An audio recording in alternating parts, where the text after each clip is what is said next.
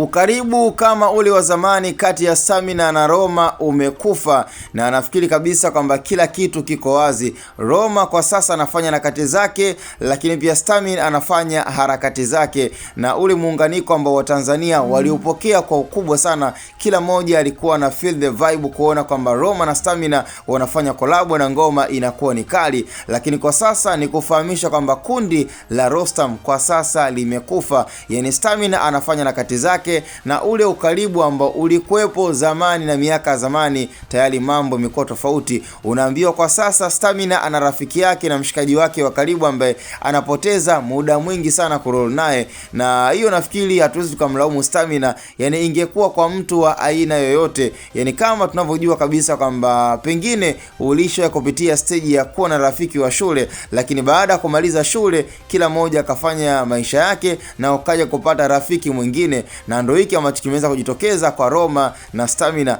Kweli walikuwa ni mabest friend wa kudumu na walikuwa wakifanya kazi pamoja na wakatengeneza kundi la Rostam, hilo linajulikana. Lakini mwisho wa siku Roma tayari kaenda Marekani, Stamina kabakia Tanzania. Sasa unafikiri kama ni kupigiana simu, watapigiana simu mpaka lini? Na mwisho wa siku hakuna mwafaka. Roma kuja Tanzania imekuwa ni changamoto, na Stamina kwenda Marekani kwa sababu ya Roma labda kwenda kumsalimia ama kuishi naye imekuwa ni changamoto. Kwa mwisho wa siku kila mmoja ana focus na mitikasi yake. Roma kwa sasa ana force harakati zake na amekuwa kiachia pia ngoma za kwake binafsi, lakini pia huko Stamina na yeye mambo kidogo yamekuwa ni ya utulivu, na kwa sasa amekuwa kifocus na biashara zake, na hata kwenye issue ya mziki kidogo ni kama ameamua kupumzika. Lakini all in all ni kwamba Rostam imekufa. Yani julikane na mashabiki pia wafahamu na waelewe kabisa kwamba hakuna kitu kinachoitwa Rostam tena, kwa sababu kila mmoja kwa sasa ana focus na project zake.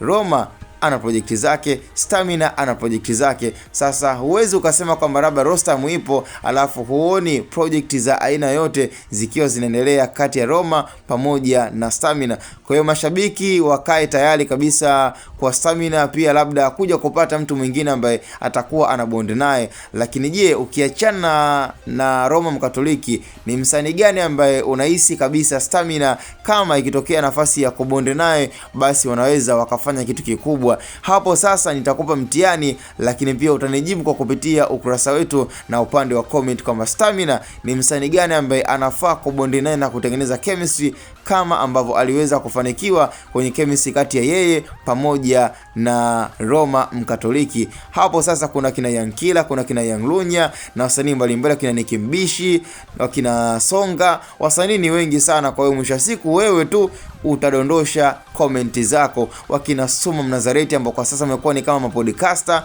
kwa nafikiri uchawi tu ni wewe tu kudondosha comment kwamba ni msanii gani ambaye atakuwa ana feel pia kuweza kucommunicate, lakini pia kucollaborate na Stamina kama